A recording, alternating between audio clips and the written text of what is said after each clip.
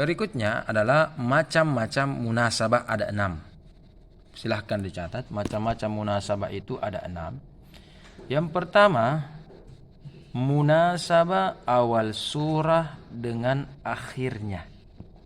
Contoh, surah Al-Baqarah. Bismillahirrahmanirrahim. Alif lam mim dzalikal kitabu la raiba fih. Akhir surah Al-Baqarah apa? Lillahi ma fis samawati amanar rasulu, ya kan? La yukallifullahu, itu 3 ayat terakhir. Jadi munasabah awal surah dengan kalau Al-Fatihah awal surahnya itu basmalah, bismillahirrahmanirrahim, kemudian waladdallin. Itu yang dimaksud. Munasabah awal surah dengan akhir surahnya, itu yang pertama. Yang kedua, kategori yang kedua adalah munasabah akhir surah dengan awal surah berikutnya. Contoh waladdallin, ya kan? Itu akhir surah Al-Fatihah. Apa munasabahnya dengan ayat surah berikutnya, Alif lam mim dzalikal kitabu, surah Al-Baqarah. Atau akhir surah Al-Baqarah tadi itu la yukallifullahu nafsan illa wus'aha, itu akhir surah Al-Baqarah. Apa hubungannya dengan awal surah yaitu Ali Imran, bismillahirrahmanirrahim, Alif lam mim Allahu la ilaha illa huwal hayyul qayyum nazzala 'alaikal kitaba. Itu dimaksud. Contoh kedua, ya. Akhir surah dengan awal surah berikutnya. Yang ketiga, munasabah antara kandungan surah dengan setelahnya. Jadi apa hubungannya munasabah Al-Baqarah dengan Ali Imran, baik sebelum maupun setelahnya. Jadi apa hubungannya? Jadi apa intikah surah Al-Baqarahnya itu? Apa intinya sebenarnya kah? Ali Imran itu apakah intinya? Apa ada tidak kesamaannya? Itu. Apa ada kesamaannya? Sebentar kita jelaskan. Ya. Itu saja contoh yang ketiga. Contoh yang kategori yang keempat adalah munasabah nama surah. Oke, ayat kursi. Ayat ke-155 terletak di surah Al-Baqarah. Kenapa di Al-Baqarah itu ayat kursi? Apa sih artinya Al-Baqarah itu? Dan apa hubungannya? Al-Baqarah artinya sapi betina dengan ayat kursi. Apa hubungannya itu? Kok bisa? Ya kan? Itu namanya nama surahnya. Ali Imran artinya keluarga Imran. Surah An-Nisa artinya para wanita.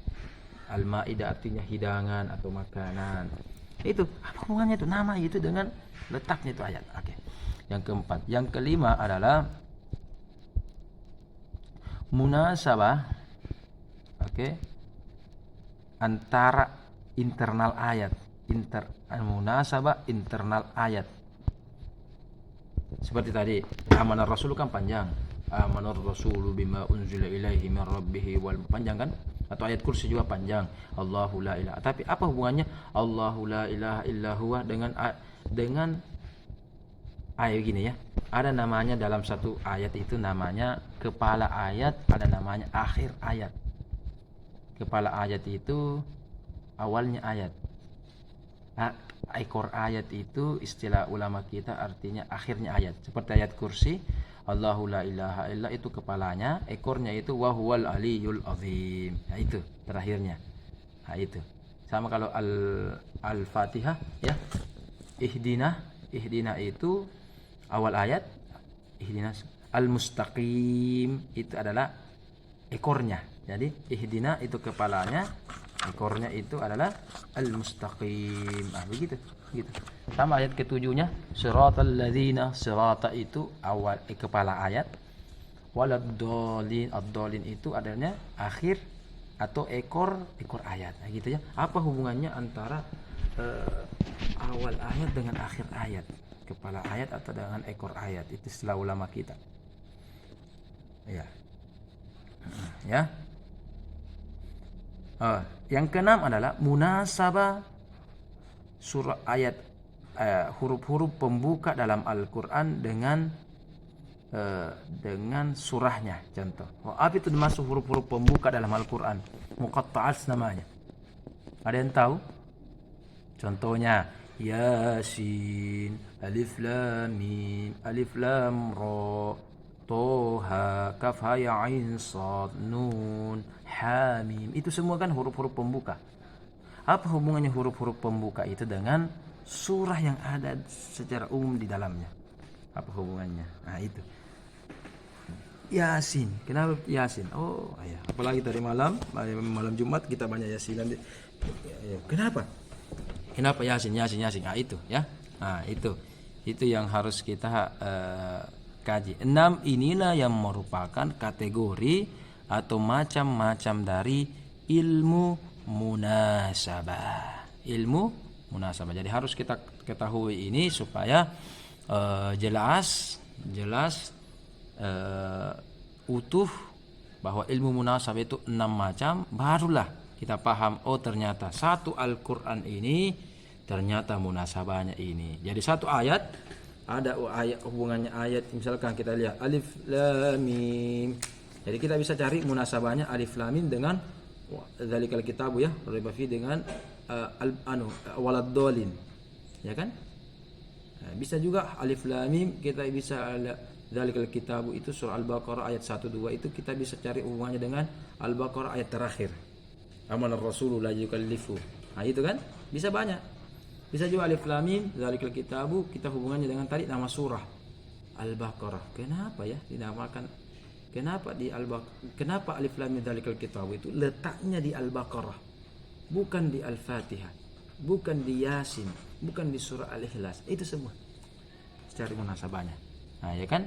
Alif Lam Mim, apa hubungannya Alif Lam Mim dengan ayat-ayat berikutnya? Ayat-ayat berikutnya isi kandungannya, karena Alif Lam Mim juga termasuk itu tadi huruf-huruf pembuka. Namanya istilahnya muqatta'at. Oh, apa hubungannya itu? Oh, ternyata. Jadi satu ayat bisa ini 6 yang harus kita kaji kalau mau utuh. Ya. Nah, itu. Kita berikan contoh.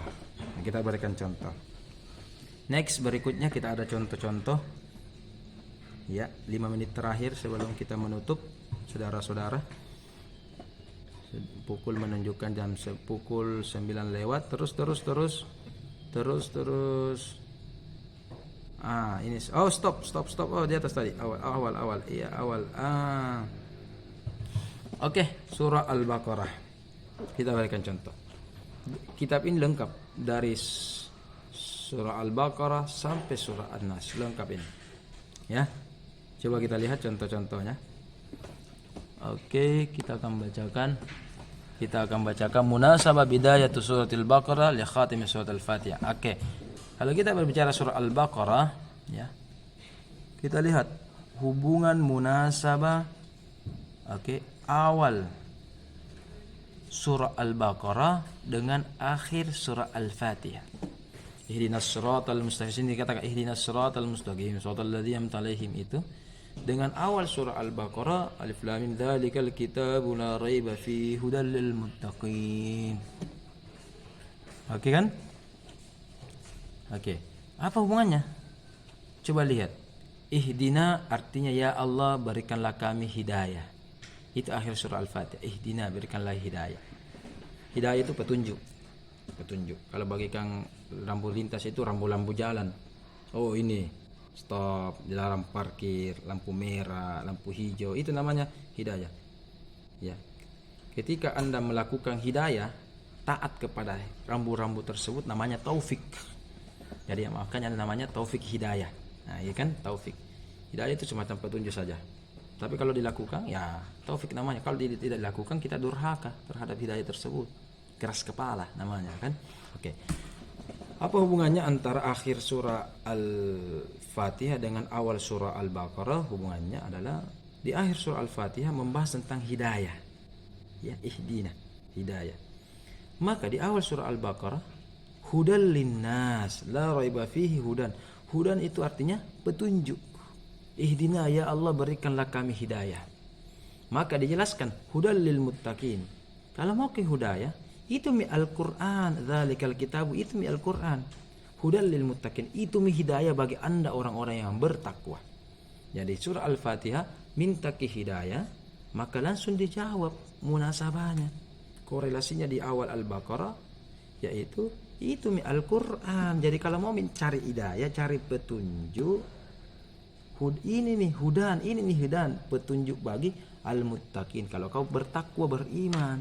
Tapi kalau kau Anda kafir, ya mungkin Anda tidak percaya tadi seperti orientalis. Itu bahwa ternyata hidayah di atas hidayah yang sebenarnya adalah tidak ada yang mengalahkan itu Al-Quran. Dzalikal kitab la raiba fi. Itu Al-Quran. Ya kan? Jelas nih. Itu. Contoh lagi. Al-Fatihah itu membahas tentang yang kedua masih ada ini. Keduanya. Setelah footnote pertama, yang kedua lagi. Kalau Al-Fatihah itu membahas tentang ini dalam kurung al-mu'minun al-yahud dengan an-nasara. Ya. An'amta alaihim, orang-orang yang kamu berikan nikmat dalam bentuk orang-orang yang beriman, al-mu'minun. Ghairil maghdubi, menurut hadis Nabi, maghdubi itu artinya Yahudi. Waladdallin, menurut hadis Nabi, orang-orang sesat itu adalah an-nasara. Jadi dibahas tentang mukmin Yahudi dengan Nasara. Maka di awal-awal surah Al-Baqarah dijelaskan hudal lil muttaqin alladzina yu'minuna, yaitu orang-orang yang beriman. Berarti dibahas juga tentang orang beriman. Kan kesamaannya. Oke? Kemudian dihitung lagi. Innal ladzina kafaru sawa'un 'alaihim, orang-orang yang kafir itu sama aja. Orang kafir itu ada dua. Bisa Yahudi, bisa Nasrani, bahkan bisa juga orang musyrikin, para penyembah berhala. Maka dikatakan innal ladzina kafaru sawa'un 'alaihim, orang-orang kafir itu baik Yahudi, Nasrani, Majusi, musyrikin, para penyembah berhala, ya. Maka itu apa namanya tadi? Itu nama apa? Itu namanya para orang kafir sama aja, dinasihati atau tidak dinasihati sama dengan bagi mereka, ya kan? Gitu ya.